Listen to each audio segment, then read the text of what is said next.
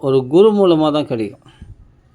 அப்போ கிடைக்கும்போது ஓஹோ, அப்போது பிரகலாதன் வாழ்க்கையிலையும் இது மாதிரி டார்ச்சர்கள் வீட்டிலேயே ஒரு அப்பாவே டார்ச்சராக இருக்கார். அது மாதிரி வீட்டிலேயே வந்து நமக்கு ஆன்மீக வாழ்க்கையில் டார்ச்சர் இருக்கும். ஆன்மீக முன்னேற்றத்துக்கு தடையாக இருப்பாங்க. கணவனுக்கு மனைவியோ, மனைவிக்கு கணவன், இது மாதிரி யாராவது ஒருத்தர் இருப்பாங்க. அப்போது அது எப்படி டாலரேட் பண்ணுறது அப்படின்றதெல்லாம் இதில் சொல்லி கொடுக்குறாரு. அந்த சொல்லி கொடுக்குற விஷயன்றது நம்மளுக்கு தெரியாமல் அது எப்படி டாலரேட் பண்ணால் பக்தினால் டாலரேட் பண்ணார். பக்தி அப்படியே மொட்டையாக பக்தினால் டாலரேட் பண்ணார். பக்தினால் எப்படி பக்தினால் நாம சங்கீதம் நிறைய நாம சொன்னால் சரியாயிடும். இதுதான் எனக்கு சொல்லி கொடுத்தாங்க. நான் என்னென்னா, நான் அத்வைதிகளாகிய உபன்யாசக்காரர்கள் அவர்கள் வாக்கில் பாகவதம் கேட்டு அவர்கள் என்னன்னா இந்த கதையை கேட்டுனே வா போதும், சிரவணம் பண்ணே வா போதும், மூலப்பாராயணம் பண்ணு போதும், இப்படி தான் எனக்கு சொல்லி கொடுத்தாங்க. நான் அப்படி தான் பயிற்சி பண்ணியிருந்தேன். அப்போ எனக்கு இந்த இஸ்கான் பாகவதம் புரியல. இஸ்கான் பாகவதம் புரியலன்னா என்ன தலைக்காணி மாதிரி இவ்வளோ பெருசாக இருக்குது. முதல் காண்டமே பார்த்தா இது உள்ள வார்த்தை அர்த்தம் பார்த்தா என்னமோ நிறைய போட்டிருக்காங்க. அதெல்லாம் வேணும், நம்ம பாட்டுக்கு அப்படியே சரளமாக ஸ்லோவாக படிச்சுட்டு போனால் 18 ஸ்லோகம் அன்றைக்கி முடிக்கிறது. இது போல் படித்தா இது பெரிய பெரிய வியாக்கியானமாக இருக்குது அப்படின்னு நான் எடுத்துகிட்டு போனேன் காலம். ஆனால் இது எவ்வளோ பிரயோஜனமாக இருக்குதுன்றது ஒரு குரு வாக்குறதுல ஏற்கனவே இந்த ருச்சி இருக்குது. அதாவது இந்த முறை எனக்கு தெரியாமல் இல்லை, இந்த முறை தெரிஞ்சு ஆனால் மறந்துட்டேன். எப்படி சொல்கிறது, இஸ்கானில் இந்த முறை வந்து இது மாதிரி புரிஞ்சிக்கணும் அப்படின்னு ஏதோ போப்பா அவர் பிரபுபாதா சும்மா ஏதோ வியாக்கியானம் பண்ணியிருக்காரு, ஏதோ ஆசையாக இந்த பாகவத்தில் மேலே உள்ள பிரியத்தினால பெருசாக வியாக்கியானம் பண்ணியிருக்காரு, அவருக்கு மனசுக்கு தோணுன மாதிரிலாம் வியாக்கியானம் பண்ணியிருக்காரு அப்படி தான் நினச்சேன். நல்லா புரிஞ்சுக்கணும் நான் சொல்கிறது. அதான் என்னென்னா அந்த கருத்துக்கள் வந்து இந்த கருத்துக்கள் எவ்வளோ இம்பார்ட்டன்ஸ் கொடுக்கணும், இது வந்து ஆச்சாரியர்கள் வழியில் அப்படி புரிஞ்சிக்கினா தான் நம்ம பக்தி வழியில் முன்னேற்றம் அடைய முடியும்னு தெரியாத இது எப்படின்னா பிரபுபாதனுடைய கற்பனை வியாக்கியானம், அவருடைய மனசில் தோணின வியாக்கியானம். அவர் அந்தளவுக்கு பக்தராக இருந்திருக்கார். அதனால் இதில் வந்து ஒவ்வொரு ஸ்லோகத்தையும் அனுபவித்து வியாக்கியானம் பண்ணியிருக்கார். இப்படி தான் இந்த தாட்டில் தான் பாகவதம் எடுத்துட்டேன். அப்போ தான் நான் அதுதான் தப்பு கணக்கு போட்டது. அப்படின்னா ஏன் பாகவத ஸ்லோகத்துக்கு டைரெக்டாக அர்த்தம் சொன்னான்னு இப்போ ராமனா பப்ளிகேஷன்ஸில் வார்த்தைக்கு அர்த்தம் போட்டிருக்காங்க. அந்த டைரெக்டான அர்த்தம் எடுத்துன்னு போனால் ஈஸியாக இருக்குது. எப்படி எடுத்துன்னு போகிறது விட்டு எதுக்கு இவ்வளோ பெரிய விளக்கம்லாம் அப்படின்னு ஒரு தத்துவ கணக்கு போட்டு அப்புறமா தான் அப்போது படித்தோம். இதுக்கு முன்னாடி ஒரு 10 வருஷத்துக்கு முன்னாடி இஸ்கான் புக்ஸில் இந்த பாகவதம் படித்தோம். ஆனால் எனக்கு என்னென்னா இது தேவையில்லாத அதிகமான வார்த்தைகள் நிறைய போட்டிருக்காங்க, தேவையில்லாமல் நிறைய வியாக்கியானம் பண்ணியிருக்காரு ஸ்ரீல பிரபுபாதர் அப்படின்னு சொல்லிட்டு எதுக்கு சும்மா இவ்வளோ பெருசாக படித்தாலும் நம்மளுக்கு ஒவ்வொரு ஸ்லோகத்தையும் படித்தா என்னைக்கு படித்து முடிக்கிறது வேலைக்கு ஆகாதுன்னு சொல்லிட்டு நான் ஓரம் கட்டேன். ஆனால் அவர் நல்ல ஒரு ரசிகர், பாகவதர்களை ரசிக்காக புவி பாவகம் அப்படின்னு அந்தளவுக்கு ரசித்து வியாக்கியானம் பண்ணியிருக்கார் அப்படின்னு மட்டும் தோணுச்சே தவிர சிறந்த பக்தர். அதனால் வந்து நிறைய பேருக்கு அவர் மனசுக்கு தோணுதெல்லாம் என்னென்ன தோணுமோ அதெல்லாம் பெருசாக வியாக்கியானம் பண்ணியிருக்கார் இப்படி தான் தோணுச்சே தவிர இந்த பெருசாக வியாக்கியானன்றது விஸ்வநாத சக்கரவர்த்தி தாகூருடைய உபன்யாசம், ரூப கோஸ்வாமி இவ்வளோ ஆச்சாரியர்கள் சொன்ன வழிபடியின்படி அதேபோல் சாஸ்திரங்களில் சொல்லிதான் அந்த ஸ்ரீதர வியாக்கியானம் இதெல்லாம் கலந்து தான் இவ்வளோ அழகாக வியாக்கியானம் பண்ணி இந்த ஸ்லோகத்தை இப்படி புரிஞ்சிக்கணும். ஒரு குரு சிஷ்ய வழியில் அப்படி புரிஞ்சு மட்டும் போதாது, இந்த ஸ்லோகத்தில் உள்ள விஷயங்களை நாம் கடைப்பிடிக்கணும். அது எப்படி நடைமுறைப்படுத்துறது அதுதான் நம்மளுக்கு சொல்லிக்கிறாங்க பாரு. அப்போது இது எப்படி அது பக்த சங்கத்துடைய முக்கியத்துவம் எவ்வளோ, பக்த சங்கத்துடைய முக்கியத்துவம் எந்த அளவுக்கு முக்கியமானது, அதேபோல் நாம சங்கீதத்தில் எப்படி பண்ணணும் அப்படின்றதெல்லாம் இதில் அதை எப்படி சொல்கிறார், அது வியாக்கியானத்தில் படிக்கும்போது தான் நம்மளுக்கு புரியுது. இது சாதாரணமாக ஸ்லோகம் அர்த்தம் சொல்கிற உபன்யாசக்காரர்களிடத்தில் கேட்டால் சத்தியமாக புரியாது. அப்படியே முக்கியத்துவம் பற்றியா நாம சொன்னதுனால எந்த அளவுக்கு பெரும் பற்றியா அஜாமலம் கூட முக்தி அடைஞ்சான் அப்படின்னு அதில் எல்லாமே வந்து நுனிப்புல் மயிற மாதிரி தான் இருக்கும். இது எல்லாம் ரசிக்கத்தக்கதாக மேலோட்ட மனசுக்கு ரம்மியமாக இருக்கும். ஆனால் நடைமுறை வாழ்க்கையில் நமக்கு அனுபவத்துக்கு வரணும்னா ஸ்டெப் பை ஸ்டெப்பாக ஸ்லோகமாக ஆச்சாரர்கள் வழி இந்த குருஷீட பரம்பரை வழியில் நம்ம பின்பற்றினால்தான் இது எந்த அளவுக்கு ஆழமானது, ஆணித்தரமானது, நம்ம வாழ்க்கைக்கு பெருசாக உதவக்கூடியது, நம்ம வாழ்க்கையை மாற்றக்கூடியது இந்த பாகவதம் அப்படின்றது புரிய ஆரம்பிக்கும். அப்போது பிரபுபாதனுடைய வார்த்தைகளுக்கு முக்கியத்துவம் கொடுக்கணும்னா என்ன பண்ணணும், அப்படிப்பட்ட யார் ஒரு பக்தனுடைய டச், அந்த தொடுதல், அந்த பக்தருடைய கடாட்சம், அவருடைய அனுக்கிரகம் அவருடைய மேலே பட்டால் தான் நமக்கு அந்த கண்ணை திறந்து விட்டா மாதிரி, ஓஹோ இது இவ்வளோ முக்கியத்துவம் இருக்கா, இது இப்படி புரிஞ்சுக்கணுமா இந்த ஒவ்வொரு ஸ்லோகத்துக்கும். அவன் பக்தர்கள் வாக்கில் இந்த உபன்யாசம் கேட்குறது இதுதான் உண்மையான சிரவணம். ஆனால் எனக்கு பிரம்மஸ்ரீ சுந்தரகுமார சுவாமி கூட சொல்லுவார், உபன்யாசம் பண்ணும்போது என்ன சொல்லுவார்னா, இந்த உபன்யாசம் கேட்கறதுலாம் சும்மா ஏதோ கதையை கேட்குறோம், இது அப்படி கிடையாது, இது கற்றுக்க வேண்டிய விஷயம், இது பாகவதம் கற்றுக்க வேண்டிய விஷயம் அப்படின்னு ஒரு வார்த்தை போட்டு 2-3 தடவை சொல்லியிருக்கார். நான் கேட்டிருக்க உபன்யாசத்தில், இது இப்படி கேட்கக்கூடாது, இதெல்லாம் ஒரு முறையாக கற்றுக்க வேண்டிய விஷயம். இத்தனைக்கும் அவர் அத்வைதம் ஆதிசங்கர் பகவத்பாதாச்சாரியர் வழியில் வரவர் தான் பிரம்மஸ்ரீ சுந்தரகுமார சுவாமி. ஆனால் அவரே என்ன சொன்னார்னா, இந்த பாகவதத்தை கற்றுக்க வேண்டிய விஷயம், இது சும்மா சப்தாக முறையில் கேட்க வேண்டிய ஒரு சப்தாக முறையில் கேட்டு போகிற விஷயம் கிடையாது அப்படின்னு அவர் ஆணித்தரமாக சொல்லியிருக்கார். 2-3 இடத்துல சொல்லியிருக்கார். அப்போது 10 விஷயத்தோடு 11 விஷயமாக அதை சொன்னதுனால அது என் காதில் ஏறலையேன்னு ஆகும். ஆக மொத்தம் பிரம்மஸ்ரீ சுந்தரகுமார சுவாமி தான் எனக்கு விதை போட்டார் பாகவதத்தில். பாகவதம் படிக்க மூலப்பாராயணம் படிக்க வந்தது நல்லா இருந்தது. ஆனால் பிரயோஜனம் என்ன அப்படின்னா, இதில் எப்படி சொல்கிறது, நம்ம எந்த அளவுக்கு பக்குவம் அடையணும், அந்த பக்குவத்தை பற்றி இந்த பாகவதத்தில் இவ்வளோ விளக்கமாக போட்டிருக்குன்றத சில பிரபுபாதனுடைய வியாக்கியானம் படிக்கும்போது தான் நம்ம பக்குவம் அடைகிறோம். கண்டிப்பாக இந்த ஒவ்வொரு ஸ்லோகத்துக்கும் எவ்வளோ ஆழ்ந்த கருத்துக்கள் இருக்குது, அது எப்படி சொல்கிறது, அது எனக்கு அந்த அனுபவத்தை சொல்ல தெரில. ஆக மொத்தம் இது வேறு மாதிரி அனுபவமாக இருக்குது. இது கதையாக ஃபஸ்ட்டு போகிற புராணம் கிடையாது, இது கடைபிடிக்க வேண்டிய புராணம் அப்படின்னு நம்மளுக்கு தெரிய ஆரம்பிக்குது. இப்போ யாரோ பலி சக்கரவர்த்தி தானம் பண்ணார், 3 அடி மண்ணை பகவான் ஆளில் வாங்கிட்டார், கதைப்பா சூப்பராக இருக்குப்பா, அந்த கதையை பேசும்போதே நல்லா இருப்பா, அந்த கதையை பேசுறது இருக்கட்டும். அது மாதிரி சங்கடமான சூழ்நிலைகளில் நீ எப்படி பகவானுக்காக தியாகம் பண்ணுற மனப்பான்மை வரும்னா, அதுக்கு நாம் இந்த தியாகம் பண்ணுற மனப்பான்மைக்கு நம்ம மனசு அந்தளவுக்கு பக்குவமாக எதனால் உருவாகும் அப்படின்னா, ஒரு குருவினுடைய வழியில் நாம் பயிற்சி பண்ணாதான் அந்த பலி சக்கரவர்த்தியினுடைய மனப்பான்மை நமக்குள்ளே வரும், பிரகலாதனுடைய மனப்பான்மை நமக்குள்ளே வரும், கோபிகளுடைய மனப்பான்மை நமக்கு வரும், அந்த கஷ்டத்தில் அந்த டாலரேட் பண்ணக்கூடிய மனப்பான்மை வரும். அதே போல் பாண்டவர்கள் கஷ்டத்தில் எப்படி விபத்துக்களே கேட்குற அந்த மனப்பான்மை நமக்கு எப்போ வரும், அது உயர்ந்த நிலை. அந்த உயர்ந்த நிலை எப்போ அந்த பக்குவத்தில் தான் வரும். அது தூய பக்தர்களுடைய சங்கத்தினால, அவர்கள் கொடுக்குற பிரசாதம் சாப்பிட்றதுனால, அதுக்கப்புறமா அவர்களுடைய அந்த தொடர்புனால், அவர்கள் பேசக்கூடிய பேச்சுனால, அவர்கள் எப்படி சொல்கிறது, அந்த சத் சங்கத்தில் இருக்க பியூரிஃபிகேஷன், அந்த நாமத்தை சாண்டிங் பண்ணுற முறை, அந்த நாமத்தை சாண்டிங் பண்ணுறதுனால, நாம கீர்த்தனை கேட்கறதுனால அவருடைய அந்த சங்கத்தில் அந்த மனசு பரிசுத்தமாக ஆக ஆக ஆக ஆக ஆக நஷ்ட பிராயேஷு அபத்ரேஷு, அந்த அமங்கலமான நமக்குள்ளே இருக்கிற வாசனைகள்லாம் நஷ்டமானால் தான் தூய பக்தர்களுடைய சங்கத்தை எடுத்துட்டு. நான் சில பேருக்கெலாம் இப்போ நான் ஃபோன் பண்ணுறதெல்லாம் அவாய்ட் பண்ணிட்டேன்.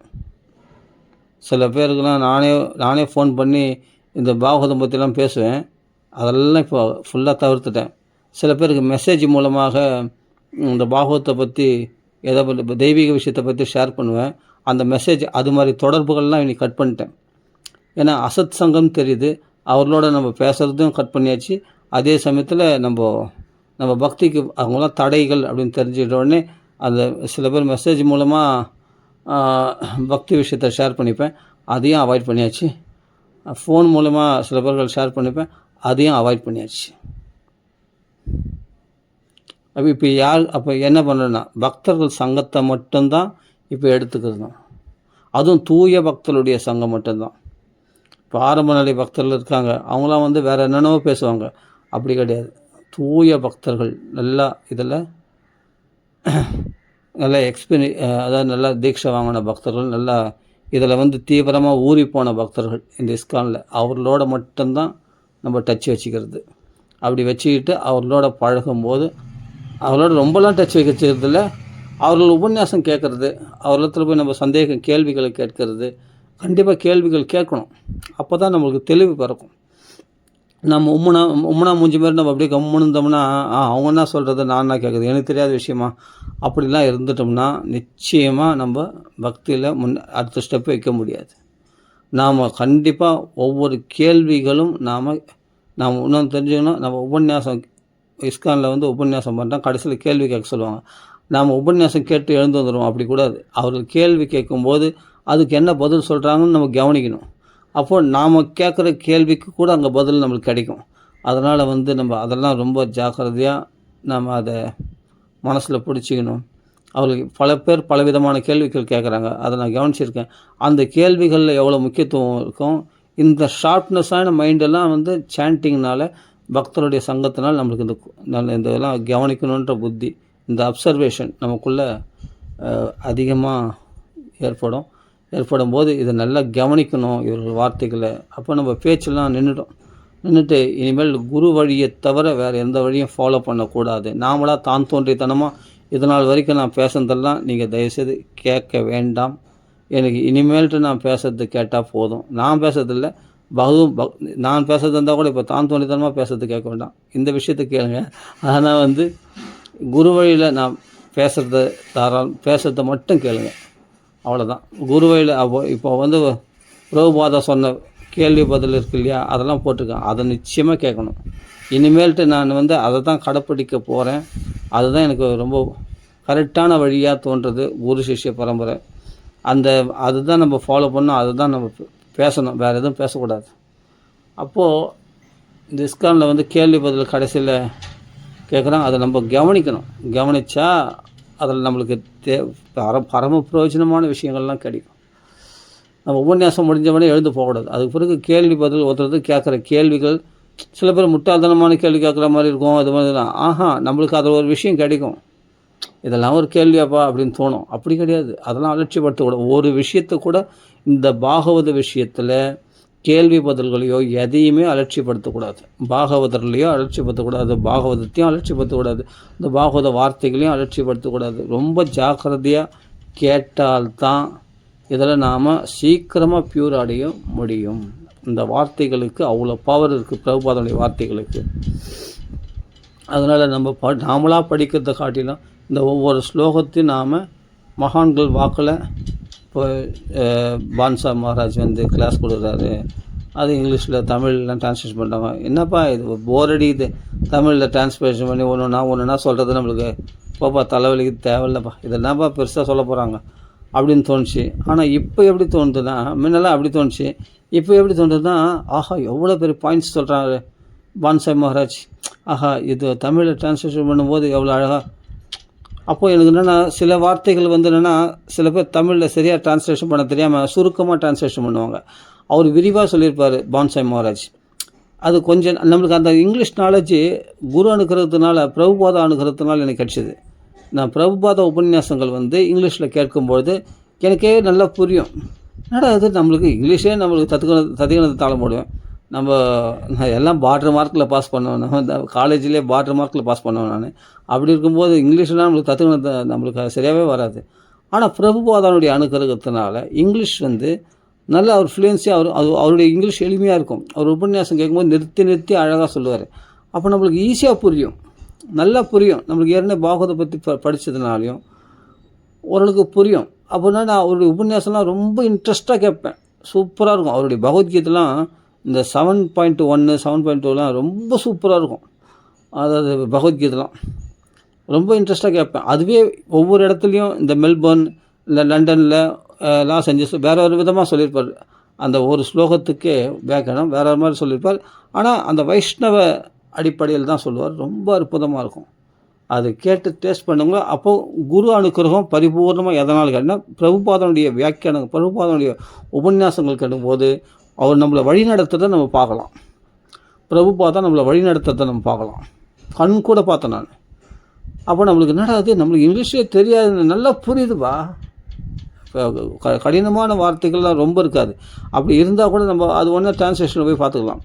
இல்லை அப்போலாம் ஆக்ஸ்ஃபோர்டு டிக்ஷனரி இருந்தது எங்களுக்கு, பெரிய டிக்ஷனரி. அதில் பார்ப்பேன் அவர் சொல்கிற வார்த்தைகளை நோட் பண்ணிக்கிட்டு ஒன்று எதனா ஒன்று புரியலைன்னா.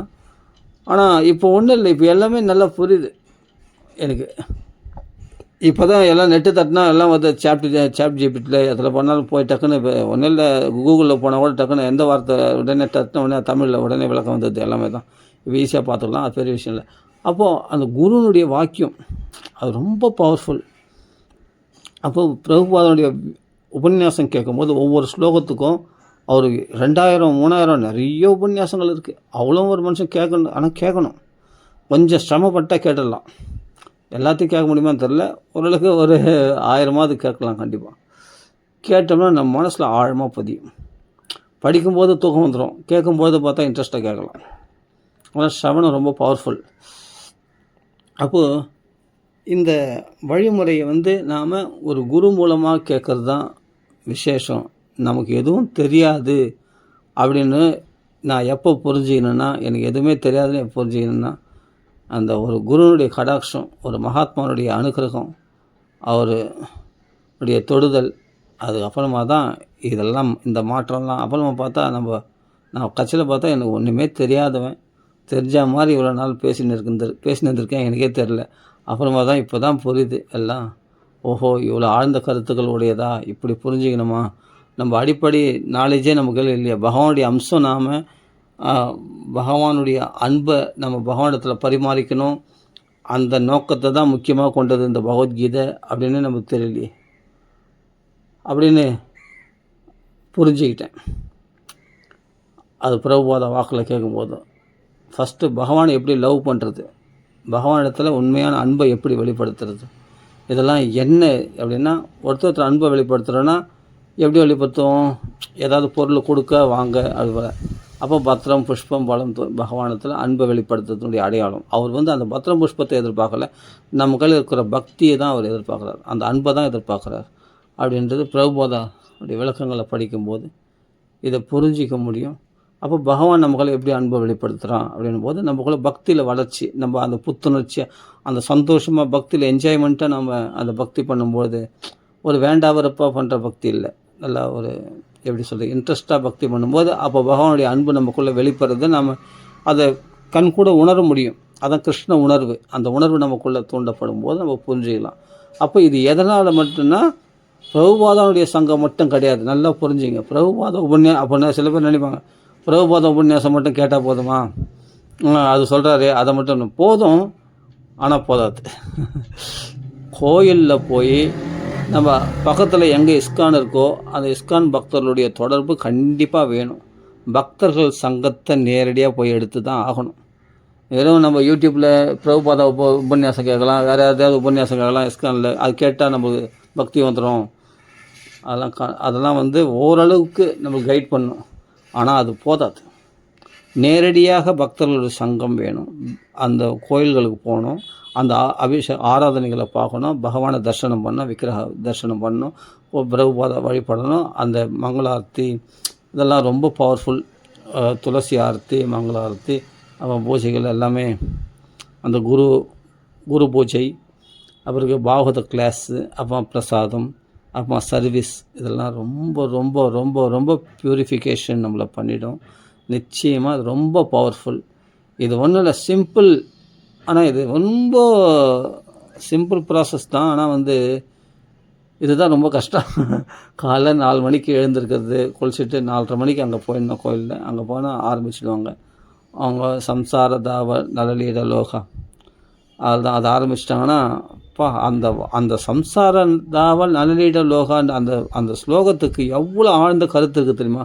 ஒரு குருனுடைய பூர்ண அனுகிரகத்தை பற்றி அந்த பாடல்களில் அப்படி பதமாக அதுக்கு இந்த ஆச்சாரியர்கள் பாடல்கள் புஸ்தகம்னு ஒன்று இருக்குது. அதில் பார்த்தா அதுக்கு அவ்வளோ அழகாக விளக்கங்களை படிக்கும்போதே அப்படியே கண்ணில் கண்ணீர் வந்துடுச்சு எனக்கு. எவ்வளோ கருணை உள்ளவர்கள் நம்மளை இந்த கரையத்திறங்க அந்த குருமார்கள். சில பிரபுபாதர் எவ்வளோ கருணை உள்ளவர்.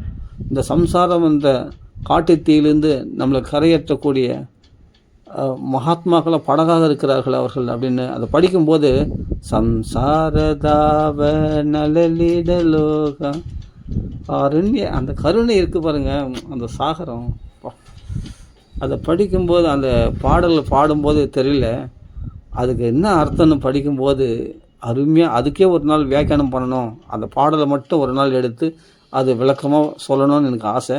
அது ஒரு நாள் பண்ணிடலாம், அதை ஒரு நாள் வச்சுக்கலாம். அதை அவ்வளவு ஆழ்ந்த கருத்துக்கள் உடையது.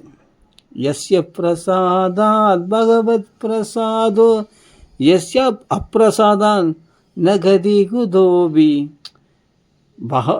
எந்த மகாத்மானுடைய கருணை இருந்துட்டா பகவானே பரிபூர்ணமாக கருணை காட்டுவானோ, எந்த மகாத்மாவுடைய கருணை இல்லாமல் நம்மளுக்கு கதியே கிடையாதோ, பகவான் கூட கை கொடுக்க மாட்டானோ, அப்படியேப்பட்ட குருநாதர். யஸ்ய பிரசாதாத் பகவத் பிரசாதோ யஸ்ய அப்பிரசாதான் நகதி குதோபி. ஜீவனுக்கு வேறு கதியே கிடையாது.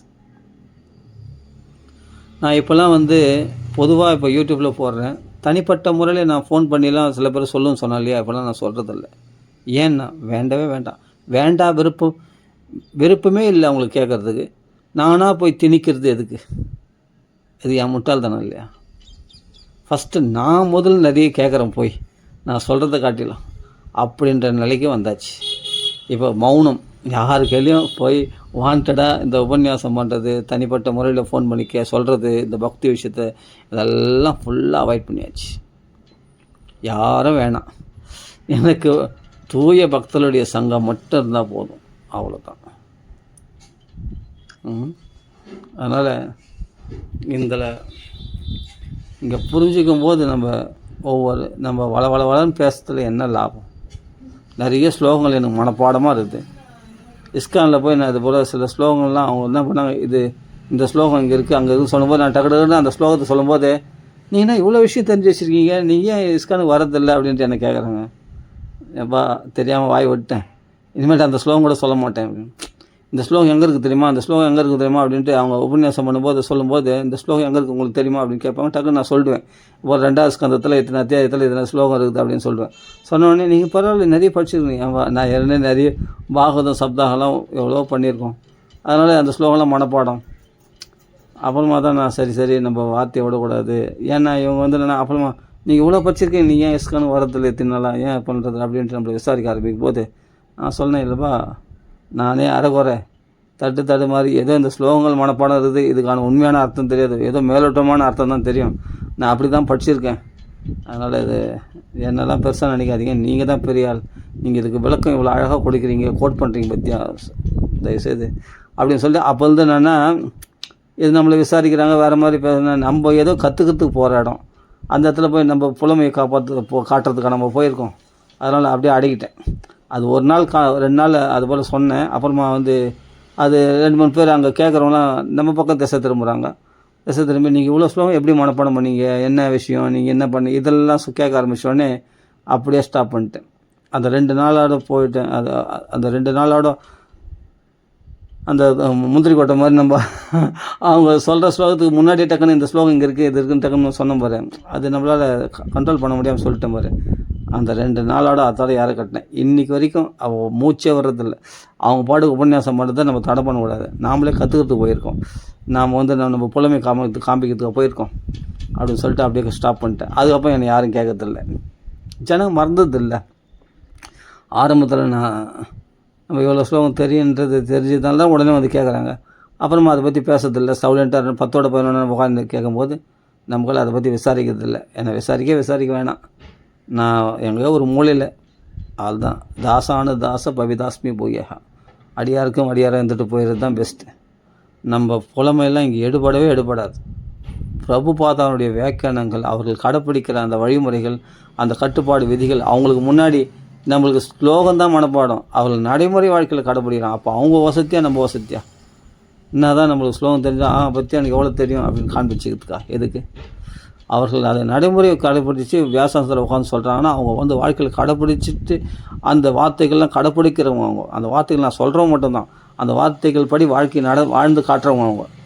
அப்போ அவங்களுக்கு முன்னாடி நான் ஒரு தூசு மாதிரி அப்படின்னும் போது நம்ம அடக்கம் ஒடுக்கமாக கம்முன்னு இருந்துட்டு வாழை சுருட்டிக்கிட்டு அழகாக அவங்க சொல்கிறத கேட்டுன்னு ஒரு குரு வழியில் போகிறது தான் பெஸ்ட்டு அப்படின்னு தெரிஞ்சுக்கிட்டேன்.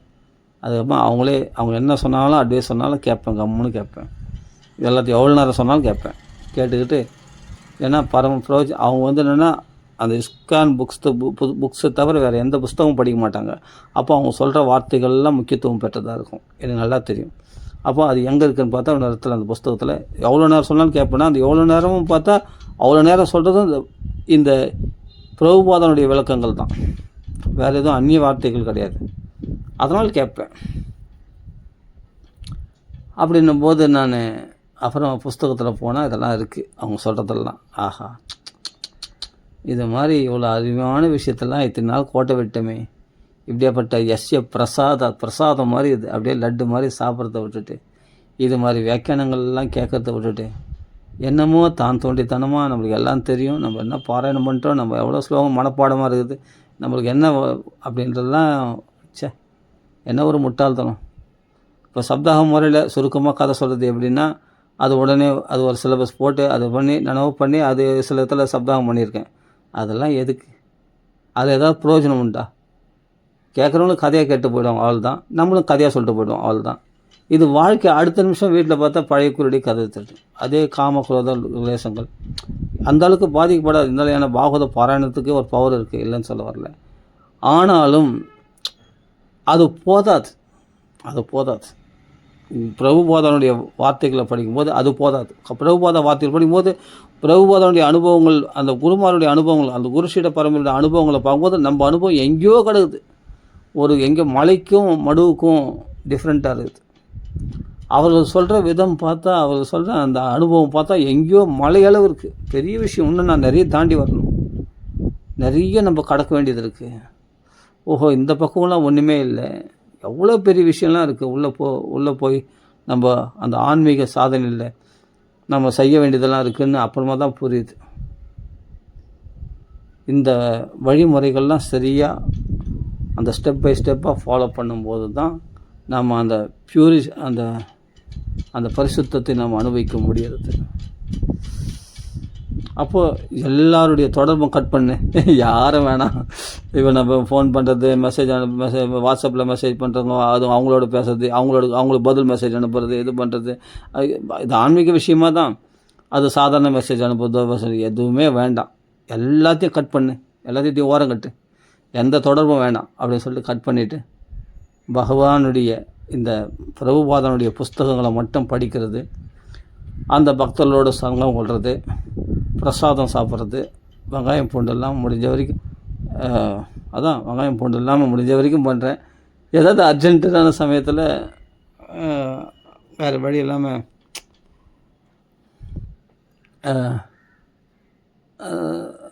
வெங்காயம் பூண்டோடு சேர்ந்து சாப்பிட வேண்டியதாக இருக்குது, சில அர்ஜென்ட்டான சூழ்நிலை. ஆனாலும் எல்லாத்தையும் தவிர்த்தாச்சு இப்போதைக்கு. வெங்காயம் பூண்டு இல்லாமல் சாப்பிட்றது, இந்த ஒரு முறைகள்லாம் கடைப்பிடிச்சி நம்ம ஃபாலோ பண்ணுறோம். இப்போ தான் அப்போது எவ்வளோ விஷயங்கள்லாம் இது புருஷோத்தம மாதம். இந்த புருஷோத்தம மாதத்துக்கு எவ்வளோ பவர் இருக்குது அப்படின்றத அவங்க சொல்லி நம்ம கேட்டு அதை பரம பிரயோஜனத்தை கேட்டு நம்ம கடைப்பிடிக்கும் போது உண்மையிலேயே நம்ம சூப்பராக இருக்குது, ரொம்ப ஃப்ரெஷ்னஸாக இருக்குது.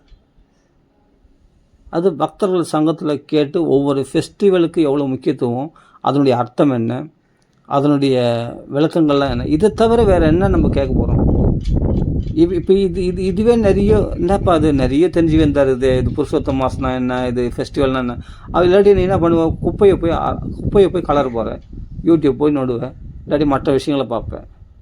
இந்த மனசுக்கு ரெஸ்ட்டு கொடுக்காத, உலக விஷயத்துக்கு கொடுக்காத அளவுக்கு இந்த இஸ்கானில் பார்த்தா நமக்கு அந்த அளவுக்கு ஃபெஸ்டிவல்ஸும் இந்த உற்சவ விஷயங்களும் இது மாதிரி புருஷோத்தம மாதம், தாமோதர மாதம், இது மாதிரி இதனுடைய முக்கியத்துவங்கள்லாம் நம்ம நிறைய தெரிஞ்சிக்க அதில் ஈடுபட நிறைய புஸ்தகங்கள் நிறைய போட்டிருக்காங்க. நம்மளுக்கு என்னென்னா வெளியே நீ இஸ்கானுடைய காலையில் 4 மணிலேருந்து நீ இந்த என்கேஜ்மெண்ட்ஸை நீ கரெக்டாக ஃபாலோ பண்ணால் நமக்கு உலக விஷயத்தை கவனிக்கிறதுக்கு டைமே இருக்காது. அவ்வளோ விஷயம் பிரபுபாதம் நம்மளுக்கு கொடுத்துட்டு போயிருக்கார், அவ்வளோ நடைமுறைகள் நம்ம கொடுத்து போயிருக்கார். எல்லாமே எப்படி ஒரு ஏகாதேச விரதம் எப்படி இருக்கணும், எல்லாமே நம்மளுக்கு பொட்டு வச்சுருக்காங்க. அது ஒவ்வொரு நாளும் எப்படி பொழுது போகணும், பகவத் விஷயத்தில் அவன் பாகவதம் படிக்கணும், சாண்டிங் பண்ணணும், எது பண்ணணும், அப்புறமா மகான்கள் வாக்கில் பாகவதம் கேட்கணும், அப்புறமா பிரசாதம் சாப்பிடணும், அப்புறம் எப்போ தூங்கணுமோ அப்போ தூங்கிடணும் கரெக்டாக. தூங்கிட்டு அதுக்கப்புறம் மறுபடியும் எழுந்து பாகவதம் படிக்கணும், அப்படியே பகவானுக்கு ஆஃபர் பண்ணணும். எல்லாமே நம்ம இந்த ஸ்டெப் பை ஸ்டெப்பாக நிறைய உண்மையிலே சொல்லப்போனால் புக்ஸு நிறைய படிக்கணும். மெயினான விஷயம்னா ஆச்சாரியர்களுடைய புஸ்தகங்களை படிக்கணும். உபதேச அமிர்தம் நிறைய இருக்குது, தன்னை அறியும் விஞ்ஞானம், இதெல்லாம் அதான் நிறைய புஸ்தகம் இருக்குது. எல்லாத்தையும் படிக்க முடியலனாலும் நம்மளால் புக்ஸ் ரீடிங்கு ரொம்ப ரொம்ப ரொம்ப ரொம்ப ரொம்ப ரொம்ப முக்கியத்துவம். புக்ஸு நிறைய படிக்கணும், ஸ்மால் புக்ஸு பெரிய புக்ஸு எல்லாமே படிக்கணும். அதில் மெயினாக 3 விஷயம் சொல்கிறாங்க: பகவத்கீதை, பாகவதம், சைதன்ய சரிதாமிர்தம். எதை படிக்கிறியோ படிக்கலையோ, ஆனால் இது 3 பர்ஃபெக்டாக நல்லா படிக்கணும். பகவத்கீதையை ஒரு தடவுக்கு 2 தடவை 3 தடவை கூட படிக்கலாம். பகவத்கீதையை ஃபுல் இந்த அட்டையிலேருந்து அந்த அட்டை வரைக்கும் ஃபுல்லாக படிக்கணும். இதை படிக்கிறதுக்கு நம்மளுக்கு டைம் இருக்காது. இதுக்கே நம்ம டைம் சரியாக இருக்கும். வேறு ஏதாவது என்கேஜ்மெண்ட்ஸ் வச்சுருந்தா நம்ம என்னென்னா ஓட்ட குடத்தில் தண்ணி ஊற்றுற மாதிரி உலக விஷயங்களில் கலங்கப்பட்டவர்களோடு பழகும்போது நீ இவ்வளோ பண்ணியும் இவ்வளோ தபஸ், இது தபஸ் வாழ்க்கை. தானாக வருத்தத்தை ஏற்றுக்கொள்வது, அதுதான் தபஸ். 4 மணிக்கு நீ 6 மணிக்கு கூட எழுந்துக்கலாம், அது உன் சுதந்திரம். உனக்குள்ளே இருக்கிற சுதந்திரத்தை மிஸ்யூஸ் பண்ணுறது தான் 7 மணிக்கு எழுந்துக்கிறது, 8 மணிக்கு எழுந்துக்கிறது. அந்த உனக்குள்ளே இருக்கிற சுதந்திரத்தை சரியாக பயன்படுத்துறது தான் 4 மணிக்கு எழுந்திருக்கிறது, 3:45 எழுந்துக்கிறது. அது மாதிரி 3:30 மணிக்கெலாம் எழுந்துப்பாங்க. எழுந்துக்கிட்டு இஸ்கான் டிவோட்டிஸ் எழுந்துட்டு அப்போ நல்லா காலை கடன்லாம் முடிச்சுட்டு நம்ம ஸ்நானம் பண்ணிவிட்டு அழகாக நம்ம அந்த டைமில் சாண்டிங் பண்ணலாம். 4:30 மணிக்கு மேலே தான் மங்களாத்தி அட்டன் பண்ணி, அதுக்கு முன்னாடி நிறைய சாண்டிங் பண்ணுவாங்க. சாண்டிங் பண்ணி அப்போ மங்களாத்தி அட்டன் பண்ணுவாங்க. அப்போ நம்ம படிப்படியாக அந்த முறைகளை நம்ம ஃபாலோ பண்ணி, இது தானாக ரொம்ப கஷ்டமாக தான் இருக்கும் ஆரம்பத்தில் எழுந்துக்கிறவங்களுக்கு. நைட்டில் நிறைய சாப்பிட்டா தூக்கம் தான் அதிகமாக தரலாம், எழுந்துக்க முடியாது காலங்கத்தால். சாப்பிட்றத கம்மி பண்ணிடணும் நைட்டில். அப்புறமா நம்ம எழுந்து குளிச்சுட்டு அந்த மங்களாத்தெலாம் அட்டன் பண்ணி பாருங்கள், செம்ம பவர்ஃபுல்லாக இருக்கும், ரொம்ப ப்யூராக இருக்கும். நம்ம மைண்ட் அவ்வளோ பிளெஸ்ஸிங்ஸு, பகவானுடைய பிளெஸ்ஸிங்ஸு, சைதன்ய மகாபிரபு நித்யானந்த பிரபுனுடைய பிளெஸ்ஸிங்ஸு பரிபூர்ணமாக கிடைக்கும். இந்த மங்களார்த்திலாம் அட்டன் பண்ணும்போது செம்ம பவர். பக்தர்களோடு அந்த கீர்த்தன சங்கத்தில் ஈடுபடும் போது அதுக்குனுடைய வைப்ரேஷனே தனி, அந்த வைப்ரேஷனே வேறு மாதிரி இருக்கும். அப்போ நம்ம இந்த முறைகளெல்லாம் ஃபஸ்ட்டு பேசிக் இதெல்லாம் தானாக வருத்தி கொள்வது தான், இது தபஸ் வாழ்க்கை தான். ஆனால் இது ரொம்ப இந்த தபஸ் தான் பிரம்ம சௌக்கியம் து அனந்தம், நம்ம அதிகமான ஆனந்தத்தை கொடுக்கக்கூடிய விஷயம் இதெல்லாம். அப்படியே ஏன்னா சத்துவம் சுத்தியது, இந்த நமக்குள்ள மனசு பரிசுத்தமாகும், நம்ம பாபங்கள்லாம் பரிசுத்தப்படுத்தக்கூடிய இந்த சாதனைகள் இல்லையா, இதெல்லாம் நம்ம கண்டிப்பாக ஃபாலோ பண்ணலாம். இதனுடைய முக்கியத்துவம் என்னன்னு நம்ம பக்தர்கள் சங்கத்தில் எடுத்துக்கொள்ளும்போது நமக்கு தெரியும். நமக்கே புரிய ஆரம்பிச்சு, எனக்கு யாரும் சொல்லலை, சில விஷயங்கள் நானே புரிஞ்சுட்டு இப்போ நான் சொல்கிறேன், இதுதான் விஷயம். அப்புறமா தான் சொல்கிறாங்க, இதை அனுபவித்த பிறகு சொல்கிறாங்க. அப்புறமா இது அவ்வளோ விசேஷம், மங்களாத்தியாட்டம் பண்ணுறது, ஏன்னா எல்லாம் பண்ணியிருக்கேன், அதெல்லாம் ப்யூரிஃபிகேஷன் ஆகிருக்கேன், எல்லாம் இருக்குது. ஆனால் மறந்துட்டேன். சில காலம் 10 வருஷத்துக்கு முன்னாடி எல்லாம் பண்ணியிருக்கேன், மறந்துட்டேன் மட்டும் இல்லை, சில பக்தர்களுடைய ஒரு கிளாஷ், அதுதான். அதோட அந்த வழியை விட்டு வேறு வழிக்கு போ அப்படின்னு சொல்லிட்டு மனசு மாறிடுச்சு. அப்போ நான் மூலப்பாராயணம் பண்ண ஆரம்பித்தேன், சப்தாகம் பண்ண ஆரம்பித்தேன். அது அப்படியே போயிடுச்சு, வேறு மாதிரி லைன் ட்ராக் மாறி போச்சு. என்னதான் இருந்தாலும் ஒரு குரு சீட பரம்பரையில் கிடைக்கிற சந்தோஷத்துக்கு இணையாக வேறு எதுவும் கிடையாது. நீ என்ன தான் கதைகளை பேசினாலும் அது மூடு இருந்தால் அவனுக்கு அந்த கதைகள் சுவைக்கும், மூடு இல்லைன்னா சுவைக்காது, அவ்வளோதான். ஆனால் அது எப்போவுமே சந்தோஷமாக இருக்கும். குரு சீட பரம்பரையில் நம்ம ஃபாலோ பண்ணும்போது எப்பொழுதுமே சந்தோஷமாக இருக்கும். ஆமாம், சததம் சந்துஷ்டா. இது குரு சீட பரம்பரையில் நீங்கள் கரெக்டாக அந்த முறைகளை ஃபாலோ பண்ணணும். ரொம்ப என்னென்னா செலவு ரொம்ப ரொம்ப கம்மி, ஆனால் சிரமம் தான் அதிகம். அதோட என்ன சிரமம்னா, நம்மளுக்கு பழக்கத்தில் இல்லாதது நம்ம பழக்கம் பண்ணுறோம் இல்லையா. 4 மணிக்கு எழுந்துக்கிறது, குளிக்கிறது, இது பண்ணுறது, அப்போ வெங்காயம் பூண்டு இல்லாமல் சாப்பிட்றது, அது நைவேத்தியம் பண்ணுறது, இதெல்லாம் சில விஷயங்கள்லாம் நம்மளுக்கு கஷ்டமாக தோணும். இந்த கஷ்டப்பட்டால் நீங்கள் உலகத்தில் கஷ்டப்பட வேண்டிய அவசியம் இல்லை. இந்த குரு சீட பரம்பரையில் வரக்கூடிய முறைகளை கடைப்பிடித்து கஷ்டப்படும் பொழுது பௌதிகத்தில் உங்களுக்கு ஏற்படக்கூடிய கஷ்டங்கள் இல்லாமல் போகிறது நீங்கள் தாபத்திரையும் உன்மூலம் வேரோடு பிடிங்கிறத பார்க்கலாம். அவ்வளோ பக்த சங்கம் அவ்வளோ சேஃப்டி, பாதுகாப்பு நமக்கு. ஆமாம், பெரிய மாயிலிருந்து உங்களை அப்படியே அந்த மாயை வெட்டி எறியக்கூடிய ஒரு பவர்ஃபுல் என்னென்னா இந்த சத் சங்கம் தான். எந்த பெண் ஆசை, பொருளாசை, எந்த ஆசையும் அப்படியே தகர்த்தெறிஞ்சிடும், தூளாகிடும். அப்படியே செதல அப்படியே செதில் அப்படியே வெட்டி எறிஞ்சிடும்.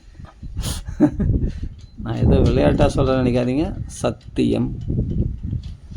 அந்த பக்த சங்கத்தோடு பழகி பாருங்கள், அப்புறம் உங்களுக்கே புரியும். இதுதாங்க உண்மையான வைஷ்ணவ கொள்கை. மற்ற இடத்துலலாம் நிறைய டூப்ளிகேட், போலி பக்தர்கள் தான் நிறைய கிளம்பிட்டாங்க. இது பாகவத பக்தர்களே, இது உபன்யாசம் பண்ணுறவங்களே நிறைய பேர் போலி பேசுகிறது. மேடை ஏறி பேசும்போது ஆறு போல் போயிடுச்சு, கீழே இறங்கி போன போது சொன்னதெல்லாம் போச்சு. அது மாதிரி பேசுகிறவங்களிடத்தில் அதான் சொல்கிறேன். அது மாதிரி சப்தாகம்லாம் நிறைய பேர்களை கேட்டிருக்கேன். அவங்க பேசுகிற பேச்செல்லாம் வேறு மாதிரி இருக்குது, நடத்து வேறு மாதிரி இருக்குது, நிறைய பார்த்தாச்சு.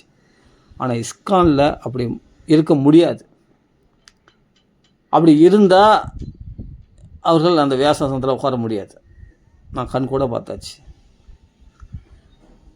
அப்போது ஒன்று அந்த கோயிலை விட்டே போயிடணும். அவங்க அந்த வழிமுறையை விட்டாங்கன்னா அந்த கோயிலை விட்டே போயிடணும்.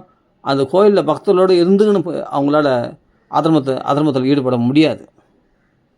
அப்படி அதர்மத்தை போல தெரியும், அபிச்சேச்சு துராச்சாரம் பஜதே மாமானில, அது போல் தெரிஞ்சாலும் அவர்கள் பவித்திரமானவர்கள் தான்.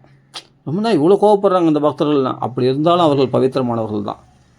ஏன்னா ஒரு விஷயத்தை பகவான் ஸ்ட்ராங்காக அவங்க கடைப்பிடிக்கிறாங்க, இது கரெக்டாக இது பண்ணுறாங்க அப்படின்னா அவங்க முன்னேற்றம் அடைஞ்சவர்கள். அவர்கள் பிரசாதத்தை சாப்பிட்றாங்க, அவங்க பகவானை ஆராதனை தரிசனம் பண்ணுறாங்க, பக்த சங்கத்தில் இருக்காங்கன்னா அவர்களிடத்தில் இருக்கிற குறைகள் கிடையாது.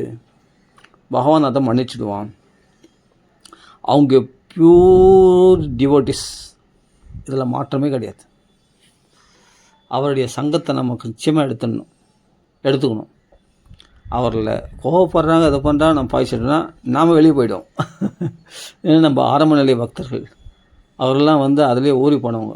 அவங்களுடைய கோபமோ அவங்களுடைய இதுவோ நம்ம குறையாக நினைக்கவே கூடாது. அவர்களுக்குள்ளே இருக்கிற குறைகளை நம்ம பார்த்து ஆரம்பித்தோம்னா நாம் வெளியே, பகவான் புஷ் அவுட், வெளியே போடா, நீ வேணா போ, நீ அப்படி தான் துரத்திட்டான். இது 10 வருஷத்துக்கு முன்னாடி என்ன அங்கே போய் குறைகளை பார்க்குறே நீ, சீனியர் டிவோட்டிசத்தில் வெளியே போ அப்படின்னு கிக் அண்ட் புஷ், அது புஷ் ஒரு உத வச்சு தள்ளிடுவான் பகவான். இங்கே வராத, நீ வேற வேணா போய்க்கு போ, இங்கே வராது. அவள் தான் அதால் லாங் டிஸ்டன்ஸ், என்ன பல வருஷம் ஆகிடும் அதுவும் பகவான்கள் நெருங்கிறதுக்கு. சரி போ, அதெல்லாம் நான் மறந்துட்டேன். சரி இப்போ வரியா? சரி வரத்தந்தா வா இஸ்கானுக்கு. 10 வருஷம் இல்லை 7 வருஷமா 6 வருஷமாக ஆயிடுச்சு. சரி இப்போது ஒழுங்காக இருப்பியா? வந்தா திருந்திட்டியா? மறுபடியும் அதே குறை சொல்லுவியா? இல்லை எனக்கு குறையாதான் தோணுது. சரி அப்படின்னா உங்களுக்கு வேறு ஒரு ட்ரீட்மெண்ட் கொடுக்கணும்னு சொல்லி பக்த சங்கத்தை அவன் மேலே ஒரு கடாட்சம் பண்ணுப்பா. அவன் என்னவோ சும்மா வந்துன்னு போயின்னு இருக்கான், ஏதோ ஃபெஸ்டிவலுக்கு மட்டும் வந்து போயின்னு இருக்கான். அவன் மேலே ஒரு பார்வை பார் அப்படின்ட்டு அவருடைய பக்தர்களுக்கு அப்படி தோன்றவுடனே அவர் ஒரு பார்வை பார்ப்பார். அவன் கதை முடிஞ்சுது. அவன் பார்வையிலே அவனுடைய என்ன தவறுகளை குற்றத்தை எடுத்துட்டு பகவானே பாவம் அந்த ஜீவன் அலையுது, கொஞ்சம் கருணை காட்டு அப்படின்னு அந்த மகாத்மா ஒரு பாறைப்பட்டோடனே நம்ம பியூரிஃபை ஆனோடனே அதுமா சரி நல்லா இருக்குது, பிரசாதம் நல்லா இருக்குதுப்பா, சூப்பராக அப்படியே வரலாமா ரெகுலராக. அந்த பக்த சங்கம் இந்த புஸ்தகம் நல்லா இருக்குது, இது இந்த லெக்சர் நம்மளுக்கு ஏதோ பிடிபடுது, இது ஏதோ புரிஞ்ச மாதிரி இருக்குது. ஆமாம், இது நடைமுறைக்கு ஒத்து வருது, சபாஷ். அப்போ இன்னொன்று படித்து பார்க்கலாம், அப்புறமா படிப்படியாக ஸ்டெப் பை ஸ்டெப்பாக. இந்த பக்த சங்கத்தில் இருக்கும்போது என்னமோ ஒரு புதுசாக இருக்குப்பா, பக்த சங்கத்தில் இருக்கும்போது ஏதோ புதுசாக பிறந்த மாதிரி இருக்குது, ஒரு ஃப்ரெஷ்னஸாக இருக்குது, ஒரு நல்லா இருக்குது. இது அப்படியே ரெகுலராக எடுத்துக்கிட்டா வேறு மாதிரியா? அப்புறமா பார்த்தா இதுலேயே இருந்துடலாம்ப்பா, எதுக்குப்பா குடும்பம் அது இது லொட்டு லசுக்குன்னு பிரச்சனைகள், இந்த அழுக்கான மனசூழலோடு பழகி அடடா வேணாம்ப்பா. இது நல்லா பியூர் டிவோட்டிஸ் இவரோட பழகும்போது நம்ம மனசே லேஸ் ஆகிடுதப்பா அப்படின்னு அப்போ அவர்கள் கடைப்பிடிக்கிற அந்த அந்த முறைகள்லாம் என்ன, அதெல்லாம் நான் கற்றுக்கிறேன். அதை படிப்படியாக ஸ்டெப் பை ஸ்டெப்பாக இதெல்லாம் கடைப்பிடிக்கிறேன் கொஞ்சம் கொஞ்சமாக. சரி, ஓகே, நல்லா இருக்கு இந்த குரு. இதுதான் குருகுல வாசம். என்ன போய் என்ன மாதிரி சொல்லலாம், அவன் எவ்வளோ பெரிய ஆளானா இருக்கட்டும். எப்படியாப்பட்ட டியூட்டி இருந்தான், நான் எப்படியாப்பட்டவன், நான் எவ்வளோ என் வீட்டில் நான் சௌகரியமாக இருப்பேன். இவங்கள போய் அசிங்கம் பண்ணணுமா, இவங்க இன்னும் நம்மளுக்கு வேலைக்கார மாதிரி வேலை வாங்குறாங்க, அப்படி பண்ணுறாங்க, இப்படி அந்த சர்வீஸ் இந்த சர்வீஸ், போயா நான் எவ்வளோ பெரிய ஆள் அப்படின்னு வந்துட்டா போச்சு. ஒரே பகவானை உதச்சி தள்ளுவான். அந்த கர்வத்தெல்லாம் தூக்கி போட்டுட்டு, ஹரே கிருஷ்ணா பிரபு, என்னால் இது முடியாது, என்னால் வெயிட்லாம் தூக்க முடியாது அப்படின்னு சொல்லுங்கள். உங்களால் சர்வீஸை பண்ணுங்கள், முடியாத சர்வீஸ் என்னால் முடியாது பிரபு, வெயிட்லாம் தூக்க முடியாது, என்னால் இது ஹார்ட் ஒர்க்லாம் பண்ண முடியாது, கொஞ்சம் உடம்பு சரியில்லை சொல்லிவிடுங்க. உங்களுடைய பலம் சரி, அப்போனா இதை செய்யுங்க பிரபு, வேறு இந்த டேபிள் எடுத்து அப்படி வைங்க, இதை எடுத்து அப்படி வைங்க, சின்ன சின்ன வேலை இதை மட்டும் செய்யுங்க, அவ்வளோதான்.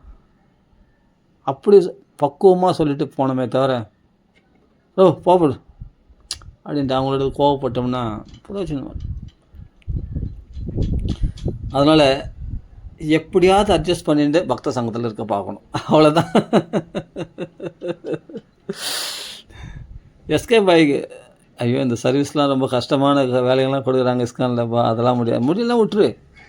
இன்னும் கம்பல் பண்ணி யாரும் செய்ய சொல்ல மாட்டாங்க, யாருமே சொல்ல மாட்டாங்க. கொஞ்சம் அது பண்ணுவாங்க, என்னப்பா அது கூட செய்ய முடியாது, இல்லை பிரபு என்னால் முடியாது, நான் வேறு ஏதாவது சர்வீஸ் பண்ணுறேன், உன்னால் முடிஞ்சது பண்ணு, அவ்வளோதான். கொஞ்சம் நேரம் பண்ணு, முடியலையா விட்டுரு. புக்ஸு படி, புக்ஸ் ரீடிங் பண்ணு, எல்லாத்தோட பெரிய சர்வீஸ் சாண்டிங் பண்ணு நிறைய, ஹரே கிருஷ்ணா, அவ்வளோதான். சுதந்திரமாக இருக்கணும். யார் சுதந்திரமாக இருக்கணும், நீ அப்படி சொல்லிட்டாங்களே இப்படி சொல்லிட்டாங்களே அவங்க கோச்சிக்க மாட்டாங்க. உனக்கு ஒரு வாய்ப்பு கொடுக்குறாங்க, அந்த சர்வீஸ் பண்ணுறது மூலமாக உன் கர்ம வினைகள் எடுக்கிறாங்க. அதுதான் சர்வீஸ் கொடுக்குறது மூலமாக, இந்த சர்வீஸ் நீ செய்கிறது மூலமாக உனக்குள்ள கர்மாக்கள் கழியும். புரியுதுங்களா? உனக்கு பகவானுடைய கருணையை கொடுக்கணும்னு பார்க்குறாங்க அந்த பக்தர்கள், வேறு ஒன்றும் இல்லை. அதுவும் ஹார்டாக செய்யணும்னு அவசியம் இல்லை. நம்ம லைட்டாக நம்மளால் முடிஞ்சது சர்வீஸ் பண்ணலாம். சின்ன சர்வீஸ், இப்படி பெருக்கிறேன், இந்த மாப் போடுறேன், இந்த கூட்டுறேன், ஏதாவது பண்ணுறேன், இங்கே துடைக்கிறேன், இந்த படத்தை துடைக்கிறேன், புக் டிஸ்கிரிப்ஷன் பண்ணுறேன், இல்லை இந்த புக்ஸை பற்றி ஸ்பீச் பண்ணுறேன். அப்போ நல்ல புக் டிஸ்ட்ரிபியூஷன் போது நல்ல ஸ்பீச்சிங் டேலண்ட்டு நல்லா வரும். எவ்வளோக்கு புக் டிஸ்ட்ரிபியூஷன் பண்ணும்போது உன்னை அறியாமலே பகவத்கீதையை பற்றி நீ நல்லா படித்து வச்சுப்பேன். அப்போ அதை பற்றி எடுத்து சொல்லும்போது நீ நல்ல ஸ்பீச்சிங் டேலண்ட் நல்லா வரும். அதெல்லாம் ஒன்று ஒவ்வொரு அதாவது நம்மளை நெறிமுறைப்படுத்துறது, பக்திக்கு டெவலப்மெண்ட். இதெல்லாம் ஒவ்வொரு சர்வீஸும். நான் ஏதோ சின்ன புக்ஸ்லாம் படிக்கும்போது இதெல்லாம் சாதாரணமாக பாகவதம் படித்தா தான் வசதி, ஸ்மால் புக்ஸில் என்ன இருக்க போகுது, பேசிக் தான் இருக்கும் அப்படின்னு. பேசிக் தான், அந்த பேசிக்கே எவ்வளோ ஆழ்ந்த கருத்துக்கள் இருக்குது தெரியுமா? அந்த ஸ்மால் புக்ஸ்னு ஒதுக்கிடக்கூடாது. அந்த ஸ்மால் புக்ஸில் அவ்வளோ ஆழ்ந்த கருத்துக்கள் உடையதாக இருக்குது. ஸ்டெப் பை ஸ்டெப்பாக படிக்கணும். அதெல்லாம் எனக்கே மனசில் நிற்கலை. இப்போ நான் படித்தேன், பக்குவமான கேள்விகள், பக்குவம் பதில்களும், அப்புறம் ஆன்மீக வாழ்க்கை, இந்த 2 தலைப்பில் உள்ள புஸ்தகம் ஃபுல்லாக படித்தேன். எனக்கே இப்போ மனசில் நிறைய நிற்கலை. அது நான் படித்ததை இப்போ திருப்பி கேட்டு பார்க்குறேன் நானே. அப்போ பாகவதமே இப்போ நான் படிச்சிருக்கேன், ஒரு 20 ஸ்லோகம் படிச்சிருக்குமா, அது திருப்பி கேட்டு பார்க்கணும் போல் ஆசையாக இருக்குது. அதிலே அவ்வளோ விஷயங்கள் இருக்குது. ஒரு குருவுக்கு எப்படி மரியாதை கொடுக்கணும், சூதருக்கு சௌனகாதி மகர்ஷி எப்படி மரியாதை கொடுத்தாங்க, அவங்களிடத்தில் எப்படி பப்ரச்சர் இதம் ஆதரவோடு கேள்விகளை கேட்டார்கள். பரிபிரஷ்னேன சேவை, அந்த சேவை மனப்பான்மையோடு அது எப்படி கேட்குறாங்க, அவங்களுக்கு எப்படி மரியாதை கொடுக்குறாங்க, அவர்களுக்கு என்னென்ன கேள்விகள் கேட்குறாங்க, அதுவும் பிரயோஜனமுள்ள கேள்விகளாக கேட்குறாங்க. அது யாருக்காக கேட்குறாங்க, கலியுக மக்களுக்காக கேட்குறாங்க. இதெல்லாம் எவ்வளோ அழகாக இருக்குது. எல்லாம் அதான் சொல்கிறேனே, இதெல்லாம் ஏதோ கடன்னு படிச்சுன்னு போயிட்டா ஒரு பிரயோஜனம் இல்லை. அப்போ தான் புரியுது. இப்போ தான் ஒரு ஸ்லோகமாக ஏன் எடுக்கிறாங்க இஸ்கானில் அப்படின்னா, அதில் அவ்வளோ விஷயங்கள் இருக்குது அப்படின்னு அதை நடைமுறைப்படுத்தணும். ஒரு ஸ்லோகத்தால் அர்த்தமாக எடுக்கிறாங்க, எடுத்து அதை வாழ்க்கையில் கடைப்பிடிக்கிறோமா, அதுதான் நம்ம அந்த குருமார்களுக்கு நம்ம அந்த சௌனகாதி மகர்ஷிகள் கொடுக்குற மரியாதை நம்ம அதே மாதிரி நம்ம குருமார்களுக்கு நம்ம கொடுக்குறோமா, மகள் கொடுக்குறோமா, அந்த ஆதரவோடு நம்ம பாகவதம் முடிஞ்சோடனே கேள்விகள், அந்த ஆதரவான கேள்விகள் கேட்குறோமா, இல்லை சவால் விடுற நோக்கத்தோடு கேள்வி கேட்குறோமா, இதெல்லாம் நமக்கு கற்றுக் கொடுக்குது. இந்த பாகவதம் நம்மளுக்கு பயிற்சி பண்ணி சொல்லிக் கொடுக்குது. கற்பாரை ராமனை எல்லாம் ராமரத்தில் பார்த்து தான் கற்றுக்க முடியும் அப்படின்னு கிடையாது. பாகவதத்தில் நம்ம கற்றுக்க வேண்டியது நிறைய இருக்குது. அது பாகவதல் வாக்கில் கற்றுக்கணும். வைஷ்ணவர்கள் வாக்கில் கற்றுக்கணும். அது இஸ்கான் தான் பர்ஃபெக்ட்.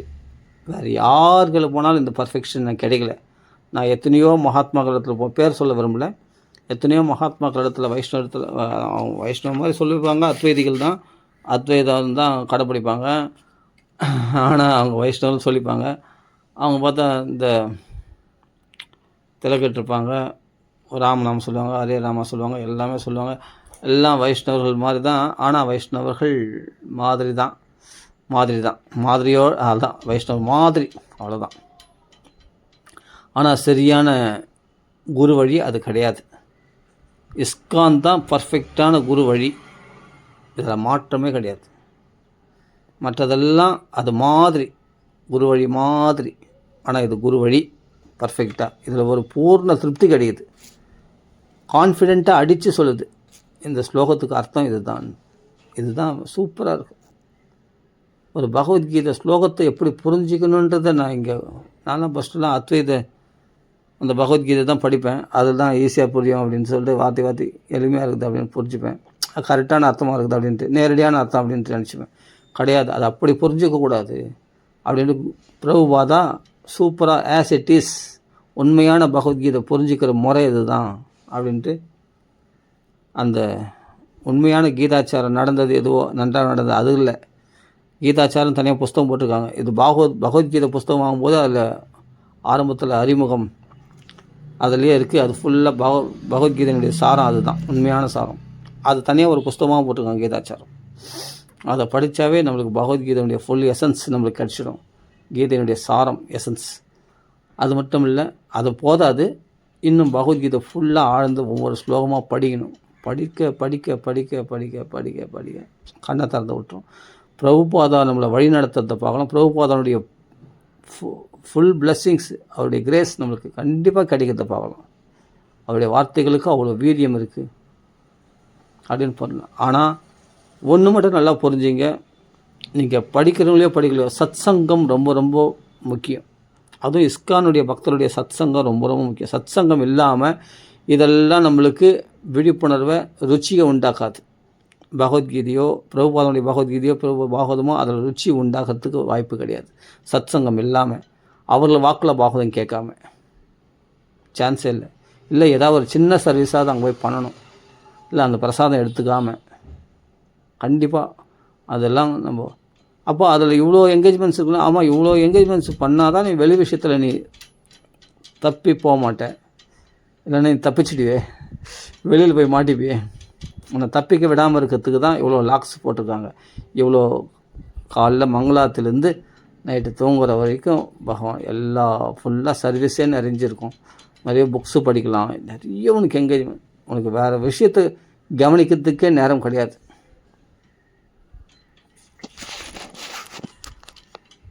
அதனால் அதை புரிஞ்சுக்கணும்.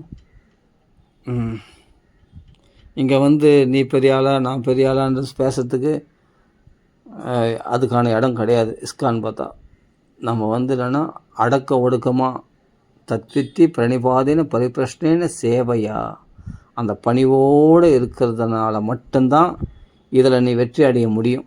இந்த பக்தி வாழ்க்கையில் பணிவை விட்டுட்டேன் போச்சு, அவ்வளோதான், நிறைய நம்மளுக்கு லாஸ் ஆகிடும். இந்த விழிப்புணர்வு, அதாவது எப்படி சொல்கிறது, ஜாக்கிரதையாக இருக்கிற அதாவது இதில் ருச்சியாக இருக்கணும். இந்த பக்த சங்கத்தில் அது பாகவதத்தில் நம்ம ஆழ்ந்த கருத்துக்களை புரிஞ்சிக்கணும், அதில் ருச்சியாக இருக்கணும். பாகவதத்தில் நம்ம ருச்சியாக ஏற்படுறதோ, பகவத்கீதையில் ருச்சியாக ஏற்படுறதோ, நாமத்தில் ருச்சி ஏற்படுறதோ, அப்போ பக்த சங்கத்தில் ருச்சி ஏற்படுறதோ, இதெல்லாம் விழிப்புணர்வோடு இருக்கிறவங்களால தான் மட்டும்தான் முடியும். இல்லைனா எங்கேயாவது அழைச்சிப்பேன் அப்படின்னு அல்பமாக தோணுச்சுன்னா அந்த ருச்சி குறைஞ்சிருச்சுன்னு அர்த்தம். புரியுதுங்களா? ஏதோ எனக்கு தெரிஞ்ச வரைக்கும் வளரிட்டேன். இது வளரல் கிடையாது, உண்மையாக அனுபவிச்சே சொல்கிறேன். கரெக்டான ஒரு வழிமுறை அப்படின்னா வைஷ்ணவ தர்மம் தான். அதில் வைஷ்ணவ தர்மத்தில் இஸ்கான் பர்ஃபெக்ட். அதுவும் பிரபுபாதா கொடுத்த வழிமுறைகள் 100%, 100க்கு 500%, 1000% கூட பர்ஃபெக்ட் தான். ஆனால் இதில் உள்ள ஒவ்வொரு வார்த்தைகளும் புரிஞ்சு படிக்கணும். நம்ம படித்து வந்தாவே புரியும், அவ்வளோதான். இதுக்கு மேலே நான் என்ன சொல்கிறது? ஃபஸ்ட்டு என்னென்னா மெயினாக என்னென்னா துஷ்ட சங்கத்தை அவாய்ட் பண்ணுறது. ஆமாம், நாமளாக வாண்டட் துஷ்ட சங்கம் நம்மளை தேடி வரல, நாமளாக தேடி போகிறது தான். நம்ம யாரும் வந்து பக்தி விஷயத்தை நம்ம ஷேர் பண்ணிக்கிறோம்னு சொல்லிட்டு மெசேஜ் அனுப்புகிறதோ இல்லாட்டி மற்றவங்களோட ஃபோன் பண்ணி பேசுகிறதோ அப்படியே அவ்வளவும் நமக்கு அவங்களுடைய துஷ்ட சங்கத்தை நம்ம எடுத்துக்கிறோன்னு அர்த்தம். அது எடுத்துக்கிறதுனால நமக்கு நம்ம பக்தி அப்படியே ஸ்பாயில் ஆகிடும். நாமளே நம்ம களங்கத்தை எங்கே போகிறதுன்னு தெரியாமல் நாமளே பக்தர்களுடைய சங்கத்தை நாடுறோம். இன்னும் நாமளே வேறு களங்கத்தை நம்ம மற்றவங்களுடைய களங்கத்தை வேறு நம்ம எடுத்துக்க முடியுமா? நம்ம களங்கத்தையும் ஒன்றும் போக்க முடியல. அதனால் ஜாக்கிரதையாக இருக்கணும், யார்களை பேசணும். அதாவது பெரம்பூர் இஸ்கானில் கோபிநாத் பிரபு சொல்லுவார், அவங்க வந்து லெஃப்ட்டு வராங்கன்னா நம்ம ரைட்டில் போயிடணும். அவங்களாம் வந்து அந்த அந்த சங்கத்தை எப்படி அவாய்ட் பண்ணுறதுன்னா, அவங்கள சண்டைலாம் போடக்கூடாது, எங்களை பேசுறதெல்லாம் சொல்லக்கூடாது. அவங்க லெஃப்ட்டில் வராங்கன்னா நம்ம ரைட்டில் போயிடணுமா அப்படி சொல்லுவார் கோபிநாத் பிரபு. ரொம்ப அருமையாக சொல்லுவார். அதனால் அது மாதிரி சங்கம்லாம் வராங்கன்னா அவங்களாம் வந்து நம்மளை ஸ்பாயில் பண்ணுவாங்க. அவங்க சொந்த கதை சோக கதைலாம் பேசுவாங்க. நம்ம அதெல்லாம் கேட்கவே கூடாது. நாமளே வந்து ஸ்புராயின அல்பாயுஷகா சப்பிய கலவு வஸ்மின் யுகே ஜனகா, நம்மளே வந்து எவ்வளோ நாள் இருப்போம்னு தெரியாது. அதுக்குள்ளே க்ஷேமத்தை தேடிக்கணுன்னா பக்த சங்கத்தை மாத்திரம் நாடணும். அது பியூராக கடைப்பிடிக்கிறவங்களோட மாத்திரம் சேரணும். இல்லாட்டி நாமளே வந்து போனோம்னா ஆரம்பத்தில் சீனியர் டிவோட்டிஸ்லாம் அவாய்ட் பண்ணுறதை பார்க்கலாம். அவங்க கேள்வி கேட்பாங்க, ஆனால் ரொம்பலாம் இணைய மாட்டாங்க. ஏன்னா அவங்க வந்து தெரியும் தங்களை அப்படி தக்க வச்சுருக்கோம், தங்களுடைய அந்த பியூரிட்டியை தக்க வச்சுக்கிறவங்களுக்கு இது மாதிரி நம்ம ஆரம்பத்தில் இருக்கோம்னா ரொம்ப பேச மாட்டாங்க. சில இன்ஸ்ட்ரக்ஷன்ஸ் கொடுப்பாங்க, அதை ஃபாலோ பண்ண சொல்லுவாங்க. அதுதான் அவங்க பாட்டுக்கு அவங்க சாதனையில் ரொம்ப மும்முரமாக ஈடுபட்டு இருப்பாங்க, பார்க்கலாம். அதனால் லெஃப்ட் வந்தால் நம்ம ரைட்டு ஒதுங்கி போயிடணும். அப்படியே ஒரே ஓட்டம் ஓடிடணும் அந்த இடத்த விட்டு. அவங்க எதாவது பேச வந்தால் கூட வேண்டாம், அவாய்ட் பண்ணணும். ஏன்னா நம்மளுக்கு அடுத்த வேலை நம்ம பாகவதம் படிக்கணும், பகவத்கீதை படிக்கணும், நம்ம ஸ்மால் புக்ஸ் நம்ம வந்து சாண்டிங் பண்ணணும், நிறைய என்கேஜ்மெண்ட்ஸ் இருக்குது. நம்ம அதை ஃபாலோ பண்ணிட்டு போகணும், அதான் பெஸ்ட்டு. ஓகே, ஹரே கிருஷ்ணா. சீதாபதி ராம ராம ராம ராம ராம ராம ராம ராம ராம ராம ராம ராம ராம ராம ராம ராம ராமநாமத்தை அன்றைக்கி விட முடியாது, சொல்கிறேன். எல்லாமே பகவானுடைய நாமா தான். சரி, ராம ராம ராம. ஸ்ரீ ராமநாம சிங்கத்துக்கு கீ ஜெய், ஸ்ரீல பிரபாதுக்கு ஜெய், சரசாதமணிக்கு ஜெய். ராம ராம ராம ராம ராம ராம ராம ராம ராம ராம ராம ராம ராம ராம ராம ராம.